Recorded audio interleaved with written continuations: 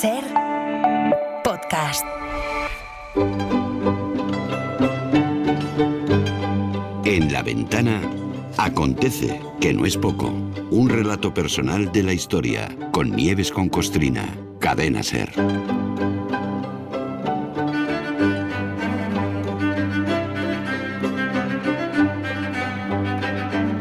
Buenas tardes, Nieves, ¿qué tal? Hola, Carlas, muy bien. ¿Todo bien? ¿Todo en orden? Todo bien. Pues bien. ¿Tú también? Yo también. Vale, y muy contento, porque hoy llegamos al final de una serie apasionante, la que hemos dedicado al Marqués de Pombal, que fue una de las figuras más relevantes de la historia de Portugal. Bueno, relevante y más cosas, ¿eh? Entre ellas ser un déspota ilustrado, con aciertos en momentos importantes, que lo hemos contado estos días, con olfato político, sí, pero déspota y perseguidor de sus rivales hasta la extenuación. Total, que como suele ocurrir en estos casos, llega un día en que se te acaba la bula o la suerte, y en su caso concreto fue por una revolución de taberneros. Sí, fue otra tragedia para él. Pero bueno, con todo y con eso aguantó mucho. Fíjate que llevamos 3 días dando la turra con uno de los periodos más negros y trascendentales de Portugal, que fue a mediados del 18. Negros, hombre, por las tragedias que se registraron, y trascendentales porque fue el principio de un cambio radical en la historia del país. A partir del 55, de 1755, se desencadenaron en apenas 5 años una serie de acontecimientos, pero que acabaron derivando a principios del siglo XX en la caída de la monarquía, la llegada de la república, la separación Iglesia-Estado, la expulsión de todas las órdenes religiosas. Es que fue un principio de muchas cosas importantes. Y todo gracias al terremoto que destruyó Lisboa y construyó un nuevo Portugal. Y gracias también al tipo que empezó bien, la lió parda, siguió mal y terminó fatal. El inefable Sebastián José de Carvalho, Marqués de Pombal. Su celo contra los privilegios de la nobleza y el clero lo llevaron a ser implacable con los jesuitas y parte de la aristocracia, a la que ejecutó, desterró o sumió en la más absoluta miseria. Pero también se puso en contra a la plebe con un episodio que se dio en 1757, 2 años después del terremoto, y 2 antes de que se fuera por aristócratas y jesuitas. Fue el famoso motín de los taberneros. Al Marqués de Pombal le encaja perfectamente eso de que en este mundo traidor nada es verdad ni es mentira, todo según el color del cristal con que se mira. Era un déspota ilustrado, uno de los del todo para el pueblo pero sin el pueblo, un auténtico destroyer para unos, pero el salvador de Portugal para otros.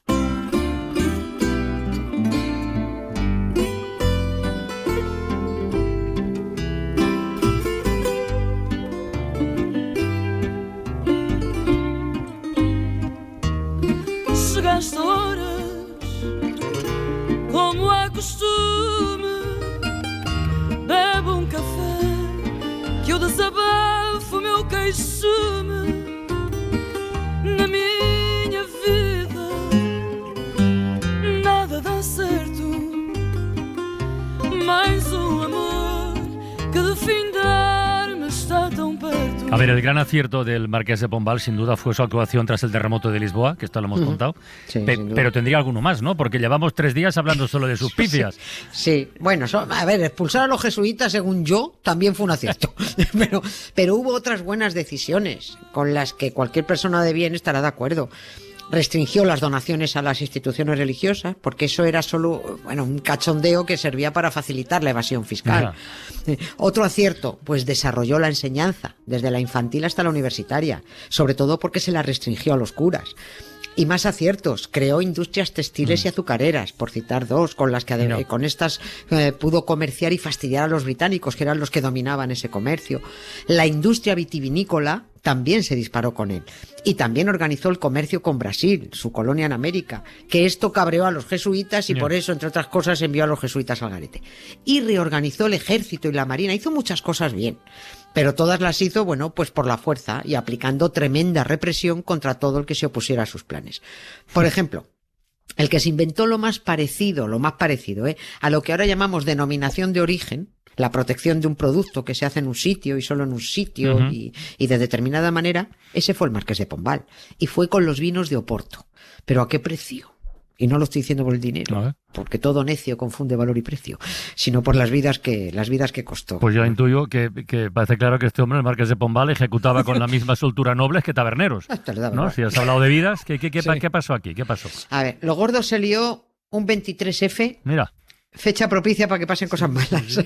Fue en 1757, pero tenemos que irnos 80 años antes del 57 para ver dónde se lía la pelota. Hacia finales del siglo XVII, en 1678, Inglaterra y Francia estaban embroncadas. Y esto supuso un ligero contratiempo para los bebedores de vino ingleses, porque ellos se abastecían habitualmente en Burdeos. Y al estar en guerra con los franceses, no les compraban vino porque se decretó un embargo comercial a Francia. Así que tuvieron que buscar otro proveedor y llegaron a Oporto. Ahí comienza el éxito internacional de este vino portugués. Y con todos los productores vitivinícolas como locos, porque es que vendían a 4 manos. Porque los británicos beben mucho, entonces, claro, venga Oporto. Y pasó que para atender toda la demanda, se vendía como vino de Oporto, acabó vendiéndose como vino de Oporto, hasta el que no era de Oporto. Inglaterra acabó mosqueándose porque decía, ¿de dónde sacan tanto vino los portugueses? Y efectivamente, el Oporto, claro, además de no ser de Oporto, algunas partidas, iba aguado. Eso sabía tinto de verano, no Oporto. Los ingleses acusaron a los portugueses de falsificadores, dejaron de comprar vino, irrumpió entonces el marqués de Pombal, que temía que el negocio exportador se fuera al garete, y crea la Compañía General de la Agricultura de las Viñas del Alto Duero. Es decir, delimitó la zona exclusiva donde se podía producir el vino de Oporto para poder controlar el comercio, para regular unos precios y para vigilar la producción.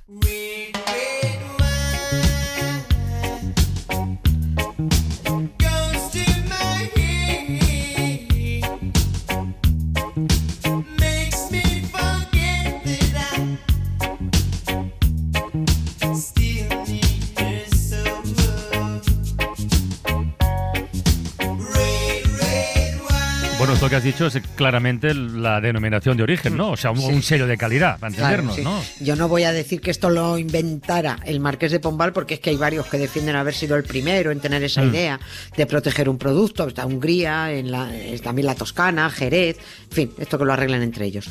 Pero hecha la ley, también estuvo hecha la trampa, porque el marqués de Pombal delimitó una zona para producir vino de Oporto donde solo entraron inicialmente los viñedos de determinados nobles terratenientes, incluido el mismo, amiga. que tenía viñedos muchos más al sur de la zona de Oporto, pero los incluyo como si fueran de Oporto. Bueno, por poner un ejemplo, pero sin intención de mal meter, es como si se vendiera denominación de origen Rioja con vino llevado desde La Mancha. Ya. La mala noticia es que los pequeños agricultores de Oporto se quedaron fuera de la denominación de origen Oporto. Es decir, se marcaron los territorios de las viñas con unos mojones indicando que ahí se producía buen vino. Y ese buen vino es el que empezó a exportarse a Gran Bretaña, mientras que el resto se quedaba para consumo local y para llevarlo a Brasil. Ahí es cuando los taberneros de Oporto, los que eran a la vez productores de vino, los pequeñitos, que se han quedado fuera de esa denominación de origen y que no tienen marcado su vino como de alta calidad, montan la revolución aquel 23F de 1757. Se fueron primero a por el juez de Oporto, a su casa. Lo secuestraron. Y eso que estaba enfermo, en la cama. Pero los taberneros dijeron que daba lo mismo, que se lo llevaban. Lo sentaron en una silla y se lo llevaron en volandas. Después se fueron a la casa del regidor. Exigieron que suspendiera la compañía que regulaba esa denominación de origen del Oporto. La cosa se lió de más. Un criado del regidor se lió a tiros con los taberneros. Los taberneros se vinieron arriba, arrasaron la casa del regidor. Bueno, la bronca se extendió por todo Oporto. Ese fue el conocido como motín de los taberneros. Un motín que el marqués de Pombal seguro que no iba a permitir. Vamos. Conociéndole, ¿no? A él, taberneros. A ver, era un déspota ilustrado, con buenas ideas, progresistas, pero por las bravas, y las cosas se hacían como él decía. El marqués envió al ejército, 400 y pico personas acabaron detenidas y acusadas de un delito de lesa majestad, porque el marqués de Pombal, como buen tirano, dijo: si me plantáis cara a mí, es como si le plantáis cara al rey, porque yo tengo plenos poderes, soy el delegado real, o sea, lesa majestad.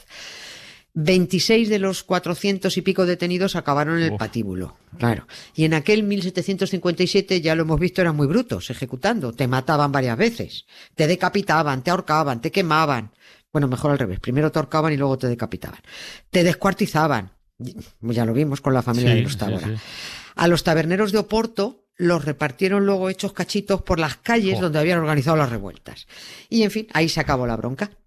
Este fue el momento en el que el marqués de Pombal se puso enfrente a la plebe.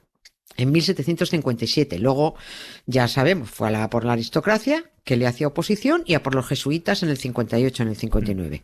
Que, por cierto, también los jesuitas fueron señalados por haber animado la revuelta de los taberneros de Oporto. También esto. Vaya. También.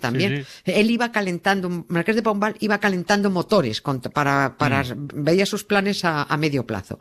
El Marqués de Pombal era como el juez Peinado, acusaba de todo, aunque fuera mentira. Lo importante era sembrar el mal rollo. Da igual que luego se demuestre mentira y la historia ponga las cosas en su sitio, porque para entonces ya da igual. El mal está hecho y el objetivo está cumplido.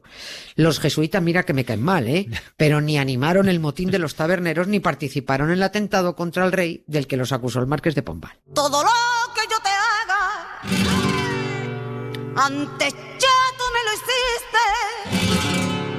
Y ahora, ¿qué quieres conmigo si tú para mí no existes? Yo soy mejor persona, pues no quiero hacerte daño. Solo sé que no te quiero, mi amor. Se fue con los años, se acabó, porque yo me lo propuse y sufrí. ¿En qué momento se acabó la impunidad del Marqués de Pombal? Qué grande, María Jiménez, Sí, qué grande. Sí. Pues se acabó demasiado tarde, porque la justicia terrenal es un desastre y la divina, porque te voy a contar, es aún peor. Dios siempre está del lado de los malos. Tuvo que morirse el cenutrio e inútil del rey José I, el que dio plenos poderes a este tirano, para que entrara a reinar su hija, María I de Portugal, y se le acabara su suerte al Marqués de Pombal. La nueva reina ordenó la reapertura del caso de los marqueses de Tábora y de los otros nobles, y la revisión del proceso. Se comprobó que no hubo una sola prueba contra ellos. Se les declaró inocentes después de muertos, y se les restituyeron sus títulos y sus bienes. Bueno, los pocos bienes que quedaban, que eran casi nada. A la vez que se revisó el proceso, se abrió juicio contra el Marqués de Pombal, que por supuesto echó la culpa al muerto, al rey José I, porque dijo que yo solo cumplía órdenes de mi señor, ¿no? Fue condenado a muerte, pero se opuso a la condena, fíjate, el procurador general de la corona de entonces, que era un equiparable, sería como decir el fiscal general, porque este señor, el procurador general, se había beneficiado de las incautaciones de los Tábora, como se beneficiaron también otros jueces y colegas del Marqués de Pombal por haber participado en amañar el juicio. Total, que como encima pilló la lepra, el Marqués de Pombal se libró de la pena capital y solo fue desterrado. Yo olvidé todo lo que te quería y ahora ya mi mundo es otro. Bueno, entonces, resumiendo, que la lepra salvó al Marqués de morir. Que fíjate tú, qué paradoja, ¿no? Fíjate, podría decirse así, sí, al menos le salvó durante un rato, claro. Sí, al final porque morimos todos.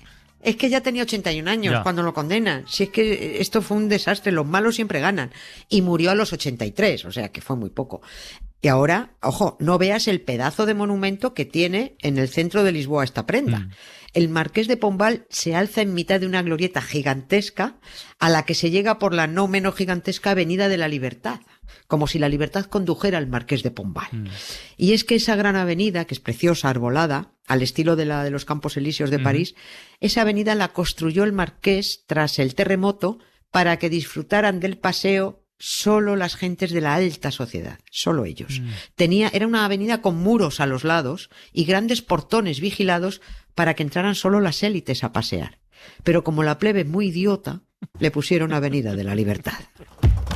Pés bem assentes na pedra quente, planta queimada pegada na estrada, sabor amargo, trilho eterno que teima em enganar. Pero que es bonita Lisboa. Es una maravilla. ¿Y cómo son los portugueses? Son de mis gentes favoritas. Con su historia a cuestas, como todos, Sí, todos los países. pero son un pueblo muy amable, muy amable. Qué bien. Bueno, el lunes más, ¿eh? Muchas gracias. Hala, descansar, Nieves, un beso. Adiós. Chao. Para no perderte ningún episodio, síguenos en la aplicación o la web de la SER, Podium Podcast o tu plataforma de audio favorita.